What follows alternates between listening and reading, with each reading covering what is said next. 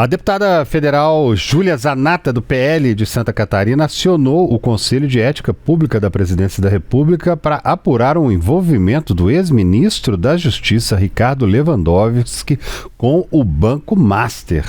E a gente vai voltar a Brasília para saber mais sobre essa história. Quem conta pra gente é o Gabriel Ferreira Borges. O que a deputada está alegando aí nesse pedido, hein, Gabriel? Boa noite. Boa noite, Síria. Boa noite, André. Boa noite a todo mundo que nos assiste no Tempo News. A deputada federal Júlia Zanatta, do PL de Santa Catarina, ela alega que há indícios de que o ex-ministro da Justiça, Ricardo Lewandowski, ele teria violado tanto o Código de Conduta da Alta Administração Pública Federal, quanto também a Lei de Conflitos de Interesse.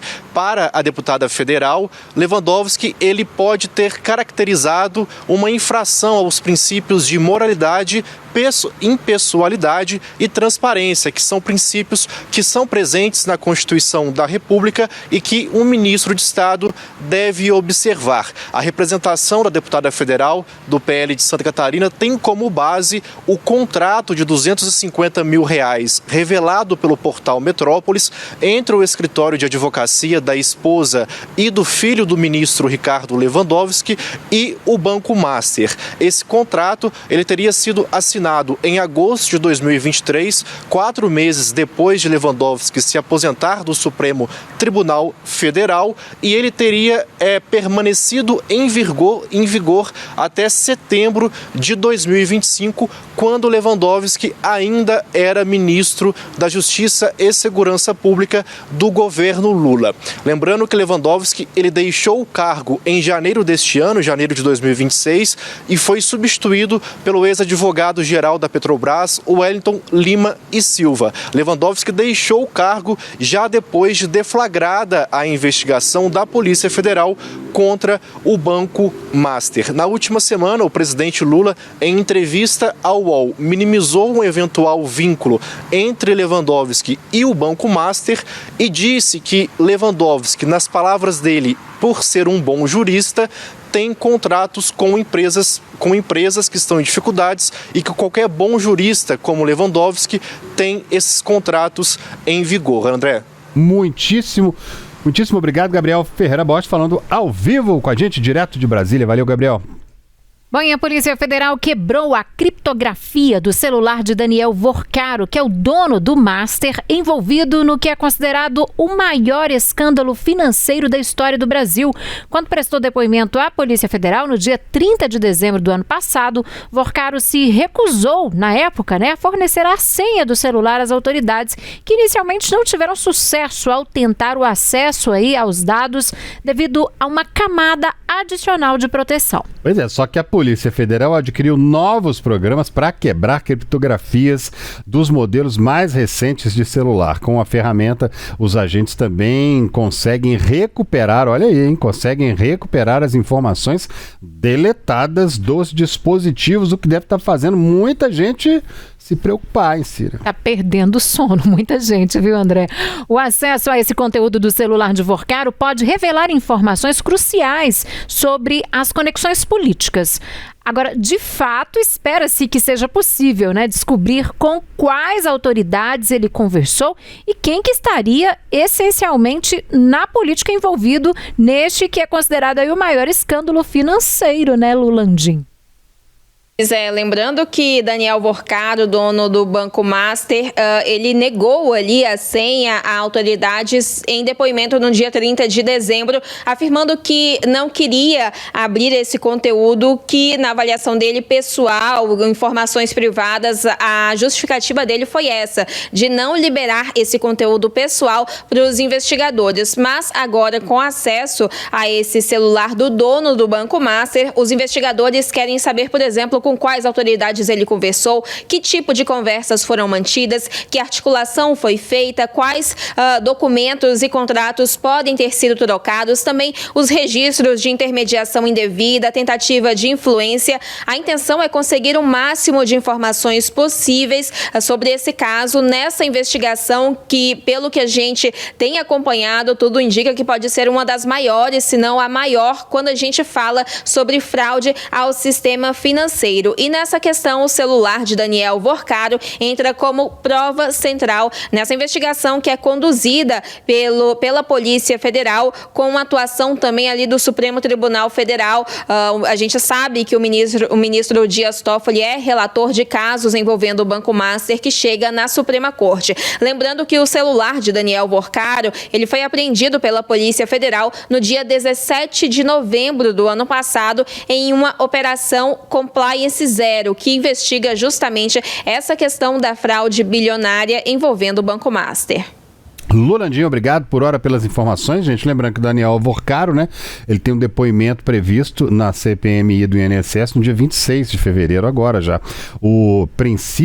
A princípio, né, na verdade, estava previsto para o dia 5 de fevereiro, mas só que foi remarcado diante da promessa dos advogados do banqueiro de que não recorreriam, né, ao STF com habeas corpus para evitar o comparecimento.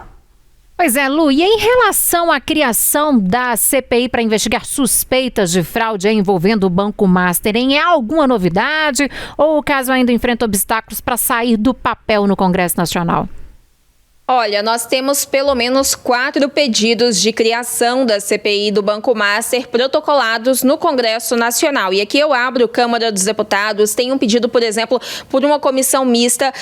Essa pressão, ela acontece desde o ano passado, quando essas investigações começaram, quando a Operação Compliance Zero foi deflagrada pela Polícia Federal, mais informações foram surgindo e a gente teve uma atuação crescente de parlamentares pressionando por essa comissão parlamentar de inquérito para que haja uma atuação, uma apuração legislativa sobre esse caso, sobre essa fraude bilionária. Mas a situação que a gente tem é a seguinte: apesar desses 4 requerimentos que estão protocolados, nós não temos uma sinalização, por exemplo, do presidente da Câmara dos Deputados, Hugo Mota, em manobrar a fila de CPIs que tem, são pelo menos 15 protocoladas ali sobre outros assuntos, para passar essa do Banco Master, dar alguma prioridade. Hugo Mota fala, inclusive, ele declarou na semana passada que existe uma fila, indicando que essa fila ela precisa ser respeitada.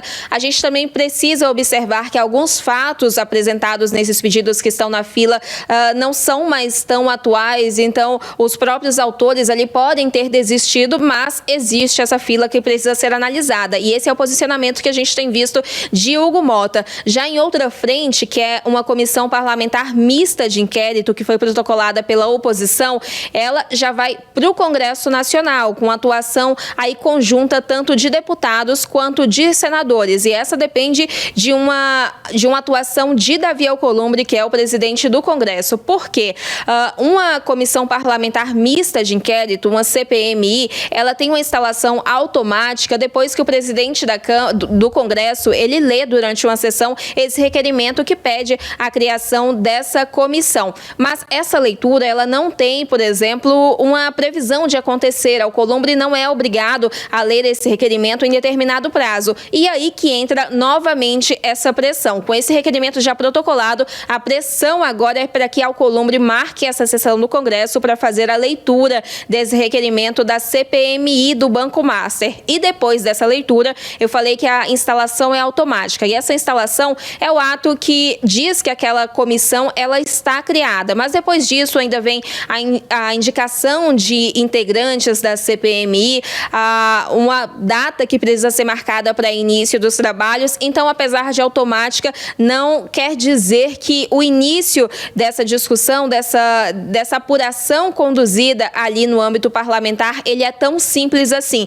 Ele também depende de uma articulação política. Então, a gente observa uma pressão continuando nesse sentido. O Congresso Nacional retornou do recesso no início de fevereiro, na semana passada. Então, a gente ainda observa os parlamentares se organizando, entendendo como que essa pressão ela pode continuar a partir de agora, por meio ali de negociações nos bastidores, de reuniões de líderes que acontecem com os presidentes das casas legislativas, mas o fato é que a gente tem pelo menos esses 4 requerimentos já protocolados no Congresso Nacional e ainda uma atuação de outros parlamentares e outras frentes ainda para recolher outras assinaturas a outros pedidos ou mesmo para adicionar assinaturas a esses pedidos que já estão ali no sistema do Congresso Nacional.